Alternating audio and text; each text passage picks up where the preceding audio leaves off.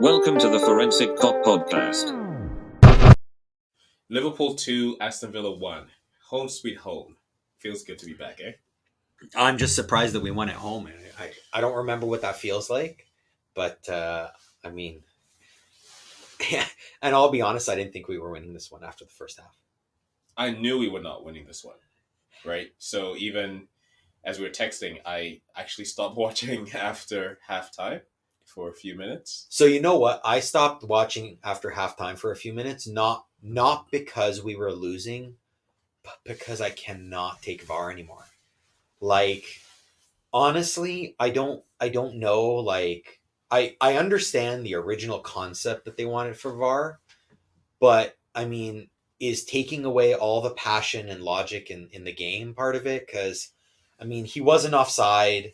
I don't know what the Pythagorean triangles they're drawing and the square root of pi is, and God knows what they're doing there. Like, he's not offside. Move on. Like, it's not clear and obvious. So I mean, we won in the end, so I'm happy. The only thing I'll say about the disallowed goal was I liked Firmino's reaction after it, which was he almost angry. He was angry. He didn't want to celebrate. He's like, this is where we need to be. This like, is ridiculous. Yeah, like, come on, right? So I was actually really happy with his reaction. It seemed like he meant business and he wasn't interested in celebrating a tying goal. Yeah, and if you think about it, that would have been the first goal at Anfield outside in Open play. Open play, there you go. And so in how many games?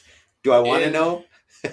How many months? Let's talk about months. It's been like 4 months since mid-December. I don't think it was. It's been since the West Brom game. Oh my God! Goal, that's the last goal from open play at Anfield that we've scored. That's right? So you can imagine that after the relief of finally scoring a goal and it was taken away from them. I mean, who knows what their mental state would have been coming out of halftime. I mean, let's be honest. It's hard not to, as a player, I mean, these are still people. It's hard not to feel like they are against you, whoever they may be, whether it be this terrible ref, whether it be FIFA, whether it be EPL. Like, it's hard to feel like they're not against you when every single call seems to go against you, when you've been the cleanest team for years and this year you cannot buy a call. Every time they go down, you're called for it. Like, I can see where that's hard. But what I will say is, when they scored the goal, when Firmino scored and it went to VAR, I messaged you right away, VAR will take this away. And you were like, why did you see something? And I'm like, no, he was fully onside, but they'll find a way to take it away. I was as convinced as the rest of the world and the commentators and everybody else that it was clearly onside and there's no way that even VAR could take this away. But I was worried when I started seeing the dotted lines and everything else, because then I knew, I've watched this movie before, right? This is where they now shift the lines and somehow make it seem as if the sleeve of his shirt is in line with the defender's kneecap or whatever it is, right? I don't know, man. Like, I'm back to, like, I don't even know what's going on. I don't know what the purpose of VAR is. I don't know what problem they're fixing, but it's definitely not in favor of Liverpool. And it turned out to be not in favor of Liverpool. So, I mean, it was a good game that we won it. Fantastic. We were for, about 2.5 hours. We were in fourth place. So that was nice. Yeah. Chelsea couldn't do us a favor. But I mean, look, we won the game. We've put pressure on those around us, which is really what matters. It's going to be a big day on Sunday in the EPL to see what some of the other teams around us do. But I mean, at the end of the day, look, we held up our end of the bargain. Honestly, I didn't love their first goal. I know a lot of people are talking about how that was Kabak's fault. You know what? In all honesty, to defend him, he was in the wrong position because the midfield gave it away. And he did what he could to try to get back in position, but it was always going to be kind of an uphill fight for him. He was always going to be a step behind. I don't know. What did you think, Allison? Should have you had that one? Yeah, I wouldn't say it's concerning because he's a good goalie and I'm not really concerned for his in terms of his form. But it's interesting that he's given up the same goal twice in a week now. right? Yeah. So I'm I thought so wondering, too. is that a weakness that has been all of a sudden uncovered, where he's unsighted by his defenders, and then if you kick it in between his arm and his body, he doesn't know whether to use his legs or his hands. What I'll say is I actually can't remember the last time I've seen Allison save a shot with his foot. Like he doesn't really do that. Doesn't like really do that. Yeah. spread the legs and put it out like some other keepers do. Yeah. He always seems to go for the hand, and I wonder if maybe someone's picked up on that, and the shot to take now is right next to his foot because he doesn't use his foot. Maybe. Right. I don't know. And if teams have not thought of that, don't listen to me. I know nothing. I don't want to give away any trade secrets here. Yeah, so I wouldn't say it's Kabak's fault, but I'm just wondering if there's something more going on to where he's been unsighted by his defense twice in a row now, and he's conceded in the exact same manner off a shot that you would think should be savable, but I can understand why it wasn't. I mean, again, he still had a good game. He was defensively there. He's so wide ranging, almost like a sweeper, that he prevents a lot of potential chances. So how about that one where I know which one. So for that one, I think he was right not to blast it because the player was right in front of him, but it was a poor ball back from, I think it was Phillips. So that one was not on Allison. He got put in a bad position. Yeah. But he was still a little bit too casual for my liking with that.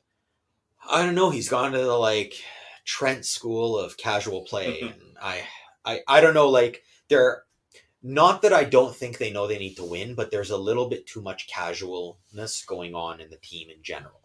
And I think that's why Milner played 90. Yeah, I think so too. There's no other reason why he should have played 90 minutes. The one thing I will say on a yellow card. On a yellow, what was that yellow? Okay. So he made a slide where he got all of the ball, none of the man. Then the man ran into him, and he got carded with yellow. So I'll be honest, I was actually kind of impressed with Milner that he didn't lose it on the ref at that point, because that was a terrible call. It's not that there wasn't a foul. If there's a foul, it was actually on the other guy. So it was very, very poor refereeing. Of course, this guy is famous for being horrible at his job. But I mean, so, Milner did play a decent game. I don't think there was anything that I kind of had against him.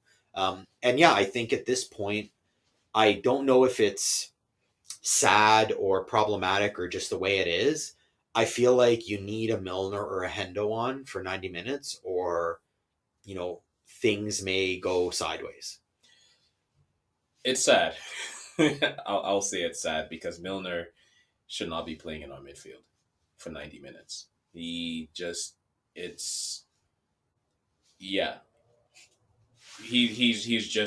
too far below the pace, and he's always getting caught out with late tackles and sometimes giving away poor balls. But it is true that we do need some type of leadership on the team, and it's sad that we have to depend on those two players for that. So, I mean, speaking of giving away poor balls, what is going on? Like, everybody is giving away the ball. Like, even to the point where Genie was giving the ball away and not, challenged. Just, passing it to the other team. Mm-hmm. I don't know what's going on. Like, we didn't used to be the type of team that would have that many giveaways. We were generally careful with the ball. We'd force giveaways the other way, but it feels like we're not that anymore. I'm very surprised. Yeah, so I feel like it's a symptom of their collective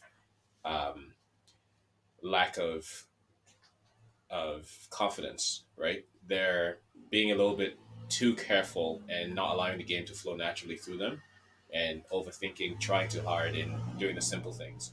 And sometimes when you're too careful, you just make really obvious mistakes. Well, I mean, at this point, that's my theory. I could be wrong. They're obvious. Like, I understand if you're fighting for the ball and, maybe you get pushed or maybe you make a mistake, fine. But it feels like some of these are just, passing it 5 feet to the other team. Yeah. Okay, you're trying a through ball. It's not going to work. It's going to intercept it. I get that. but you're just making a simple outlet pass and you're literally putting it at the other team's feet. I'm having a hard time with it. I suspect Klopp's having a hard time with it. And especially when you compare it to the teams we're playing, right? So when you compare it against Real Madrid, let's say in midweek, or Aston Villa today, they make it seem so simple that, oh, my teammate's there, let me pass to him, right? Yeah. And we have turned that into a science. And, well, we've turned it into rocket science, and we're not doing too well with it. Yeah, I mean, it's not great. To give you an idea, we lost possession today more than Aston Villa. So we had 87 lost possessions versus 74 for Aston Villa. Admittedly, we had more passes, like double the passes. We had almost double the possession. So it makes sense that we might have given it up more. But you would think, again, looking at last year and the year before team, giving the ball away was not something we did. We got the ball back quickly and then kept it. So this is definitely a change. The other one, so I would be remiss if I didn't go on a rant about, oh my God, can our forward score? Because this would have been a completely different game if we had a forward who could score on a breakaway. Like, I'm at my wit's end with Salah. You know, he is a good player. He has lots of good qualities. But, you know, at this level with a team in this situation, you know, we're fighting for a Champions League spot. We're having a hard time scoring from open play. You have a breakaway on the goalie, put it away. It just occurred to me right now, because I'm replaying the miss in my head. Was he actually trying to recover the ball after touching it around the goalie? No. Was he...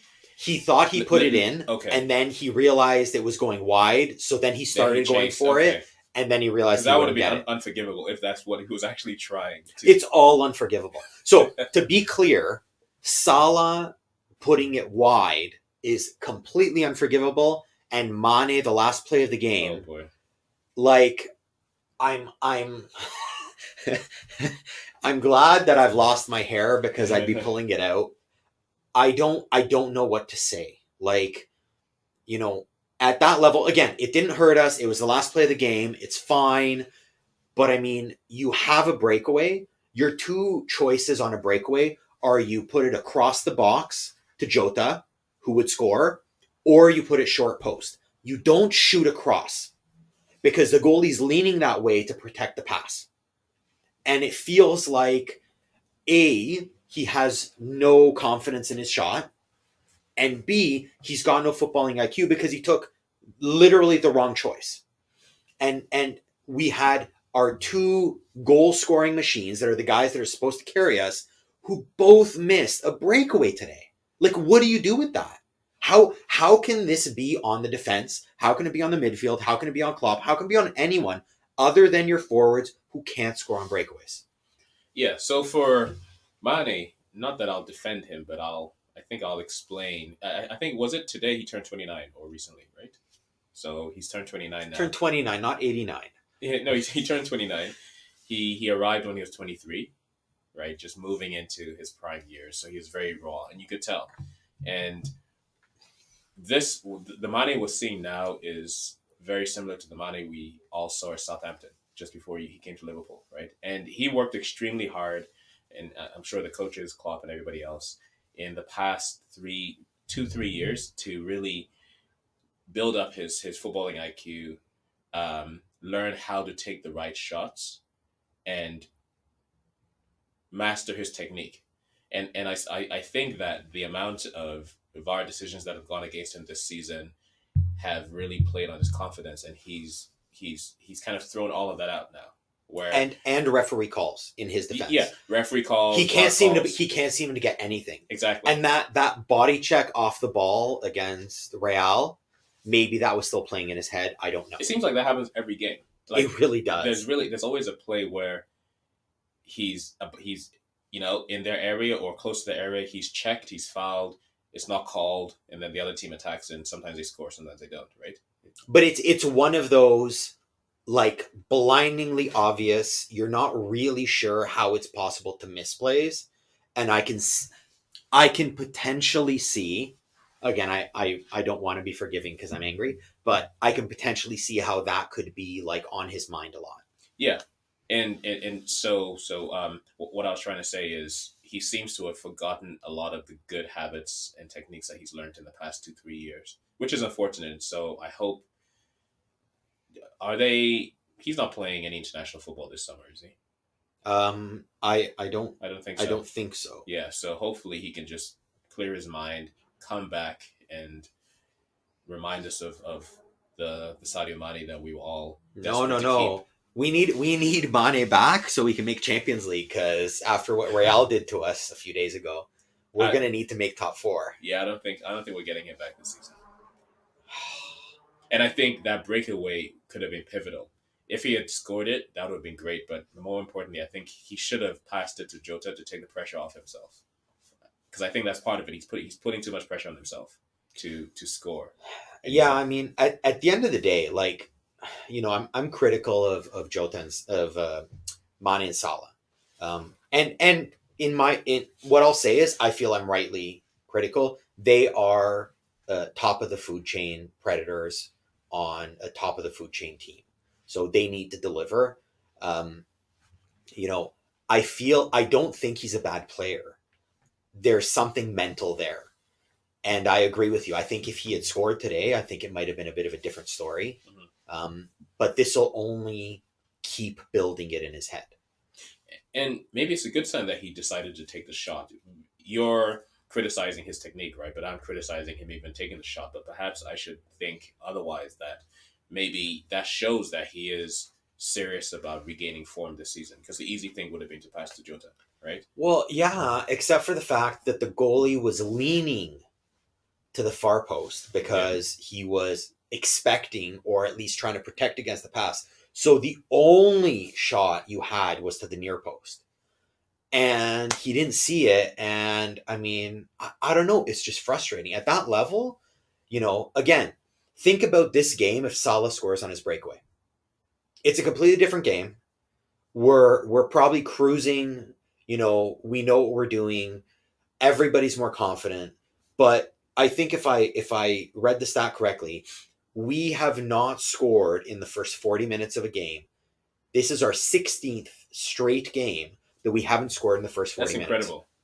That really is. Because to your point, we have had opportunity. We do get opportunities, right? Some games like the Real Madrid, that just happens, right? But for the most part, we are getting those opportunities, right? I don't have the number in front of me of the number of shots on target that we've had at Anfield before we scored from open play today, right? So yeah, it is down to the forwards, but it's also down to the way the team is being set up and the need to make the right changes, right? So having Jota as a striker is fantastic, but why are we playing him on the left wing? Why are we playing Mane down the middle? Why I not know. just play Jota needs in the middle. Mane needs on the right wing. Like, there's just not much more to it. Yeah. Robertson needs a break. He is Yeah. tired. I don't know what else to say. Honestly, actually, Fabinho didn't look great today. He No. had a number of giveaways. He was beaten a few times. I was actually not super impressed with him today. Yeah, he was average. He wasn't bad. He wasn't as bad as he was in midweek, but he was average. And it's too bad that we're not going to see him play as a defensive midfielder consistently for the rest of the season. Because Klopp just loves pushing him back at the back, pushing him back to the back.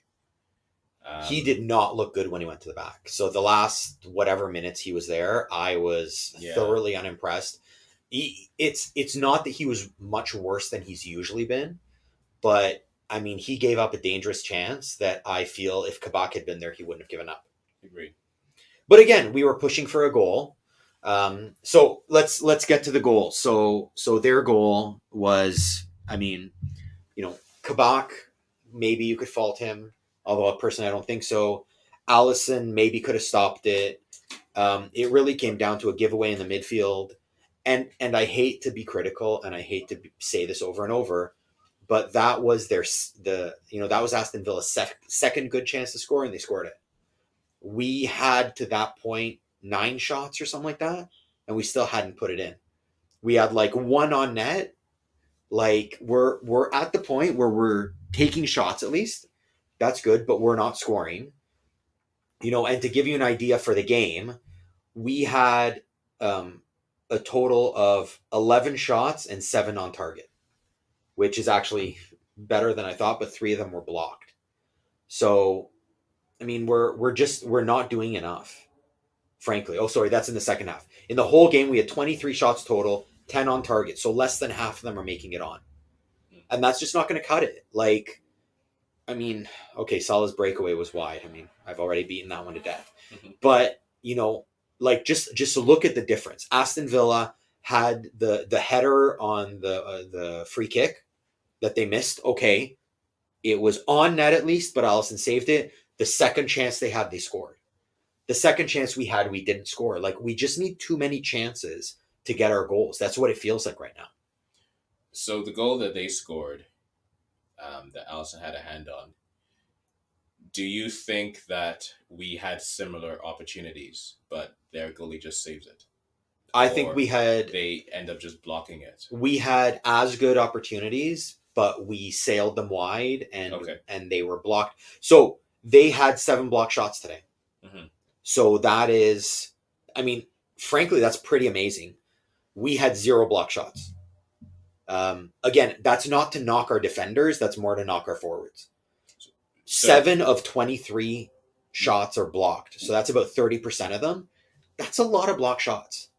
So they took 7 shots that were blocked, or no? We took 23 shots. 7 of them were blocked by Aston Villa. And we didn't block any of their shots. We did not block any. They had 9 shots, 5 on target, 4 off target, none blocked. So who do you blame in that case? The defender or?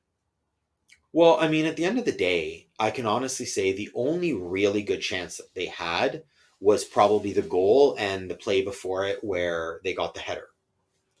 Although that header would have been difficult to score. Yeah. Do I think they could have scored it? Sure. But it was a moving header trying to generate power. It wasn't an easy goal. We tend to give up that particular header a lot, I've noticed. Even last week we did. And it always goes into Alisson's hand. So I wonder if that's by design or if Trent just is not interested in defending it. Wait, Trent is interested in defending? When that happened? So no, Trent's not going to defend those. It was a missed play. It was a broken play because nobody covered their runner.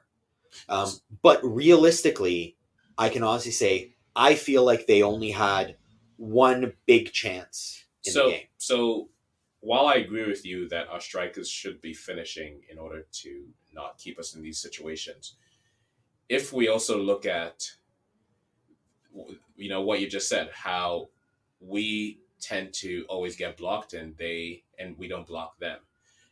There could be an argument to suggest that the goalie and or the defense is not doing their job if they're scoring off less opportunities.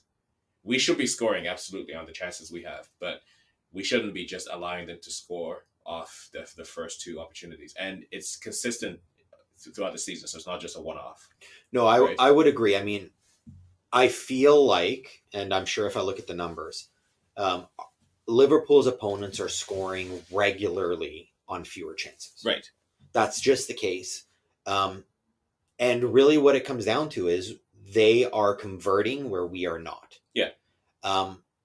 There have been times or you could also say it, we are conceding when they are not. Right? Yeah, but I mean, it's difficult because you look at like the goal that they scored today. Kabak just wasn't in the right position because we had a giveaway in the midfield. There you go. Okay. There's not really much you can do as a defender. That has nothing to do with Mo Salah. Yeah, but if Salah had put away his chance before that, or if we had gotten more shots on net and potentially scored them, then the game has a different complexion. I agree. It opens up the other team. Yeah. And we generate more chances from that. Absolutely. But my point is, I think there's a collective malaise in the team that starts from the top and it finishes with Alisson. Right? So in this conversation, we've agreed that the forwards are not defending, the midfielders are giving the ball away, the defenders are out of position, and Alisson is just letting balls in because he doesn't want to save with his feet. Right? So that's the entire team. So And hold on. I don't want to say Allison doesn't want to, Okay, right. but yes, there's something in general as a whole going on with the team. Yeah. I'm laying it on the forwards because to me that's that's just much more of a simple equation, which is you get a breakaway, you score a breakaway. That's just the way football goes. But as a midfielder, you have the ball, you give off a good pass, right?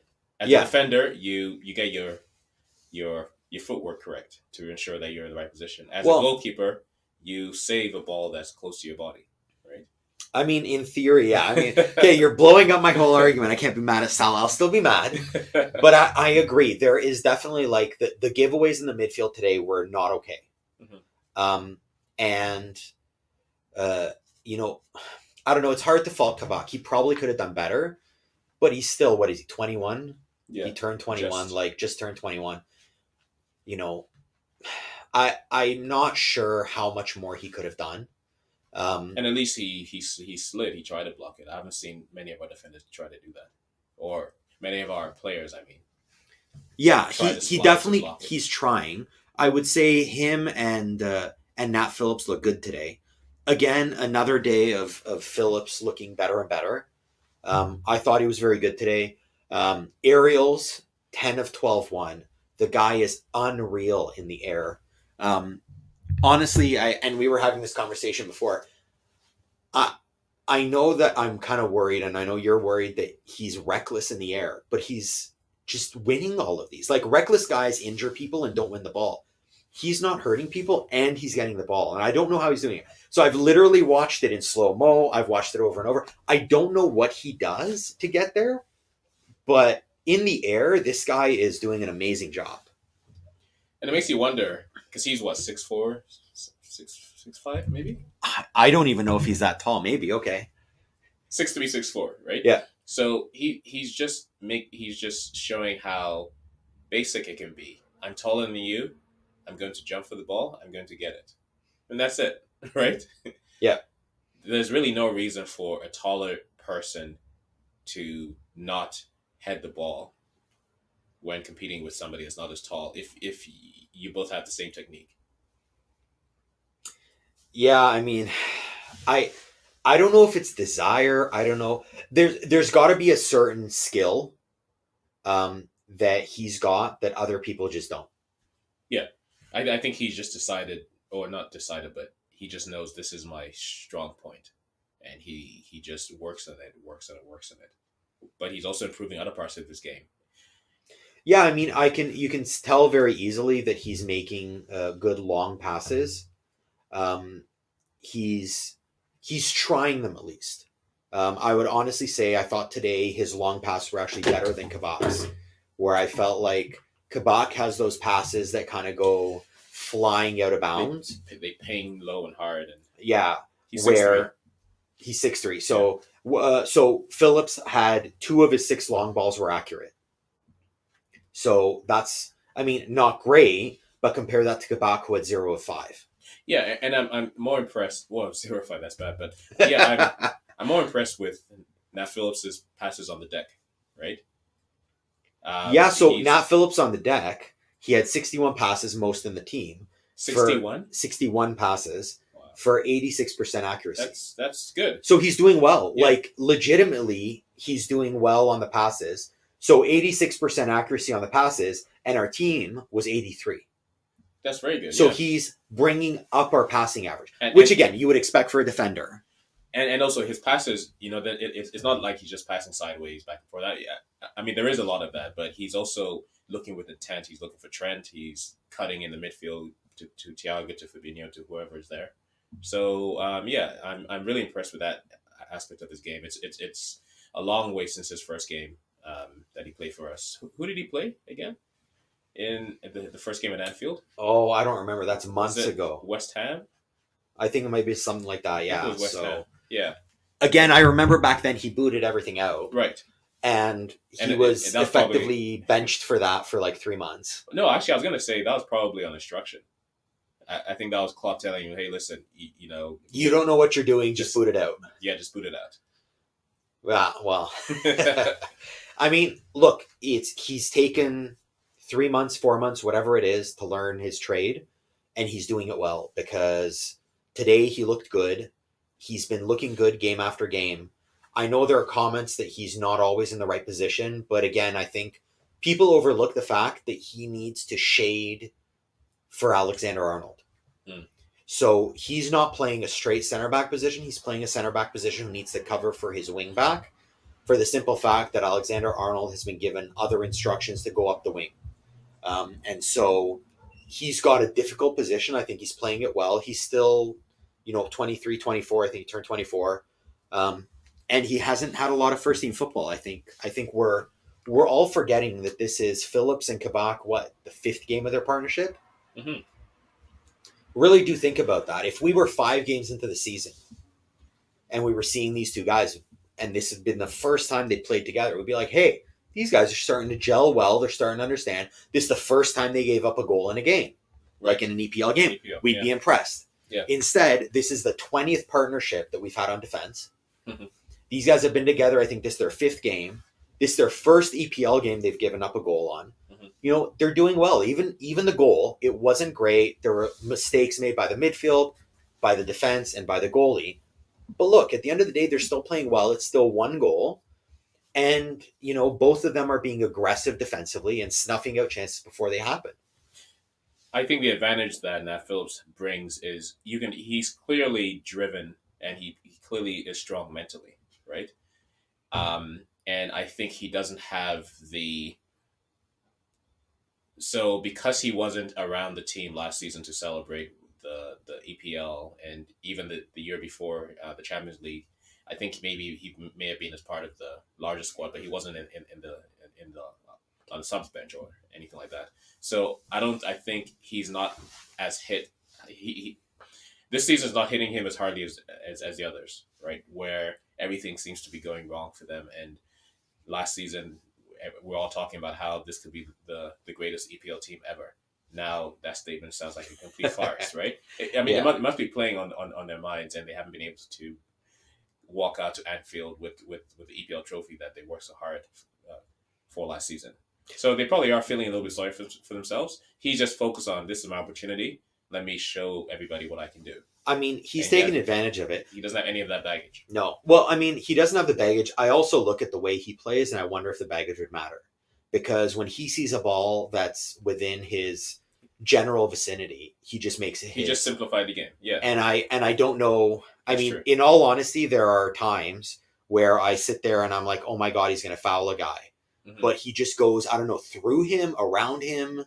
Like, I'm not sure how he gets his head on the ball, but he's winning those, and to your point, he simplifies the game. Yeah.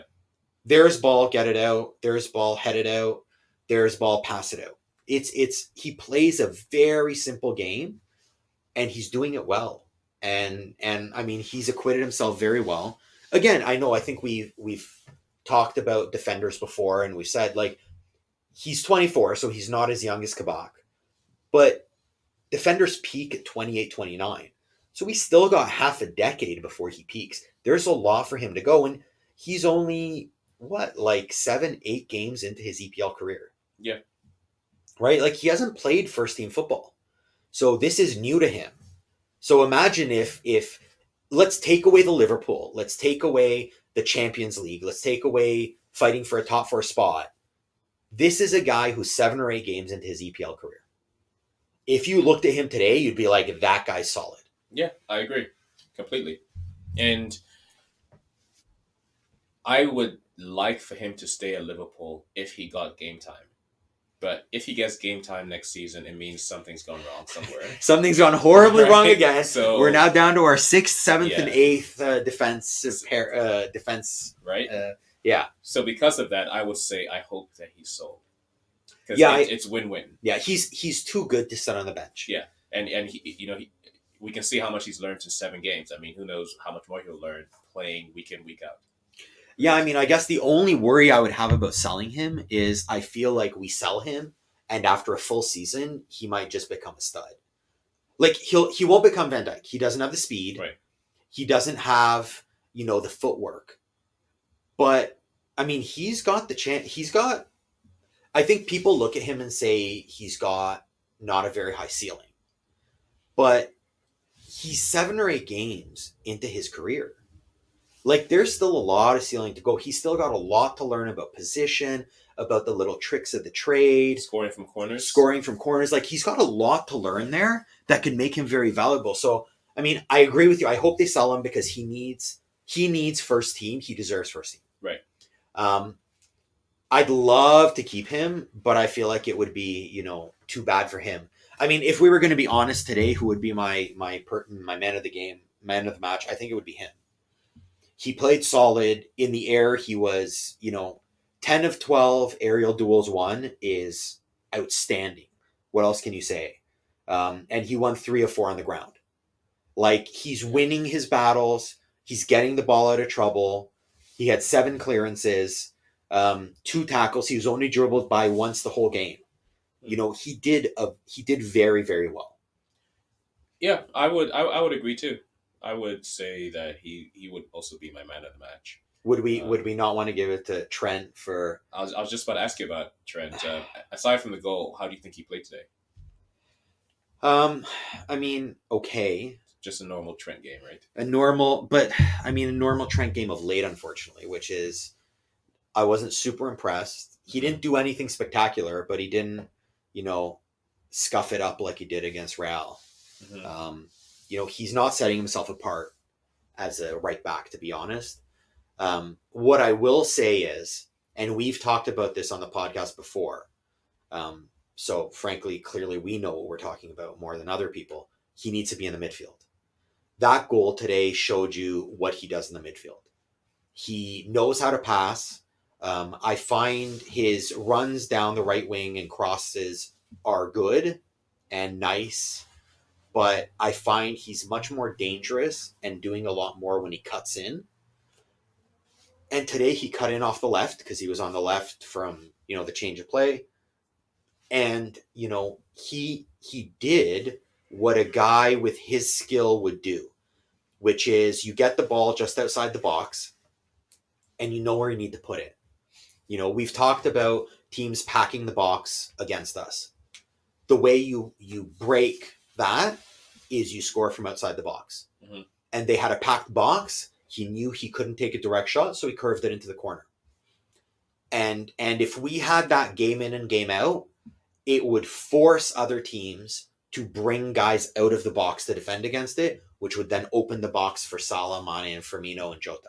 Mm-hmm. So him in the midfield would go a long way. We've talked about it. And his goal today was the kind of goal you expect from a guy who can take a shot like he can.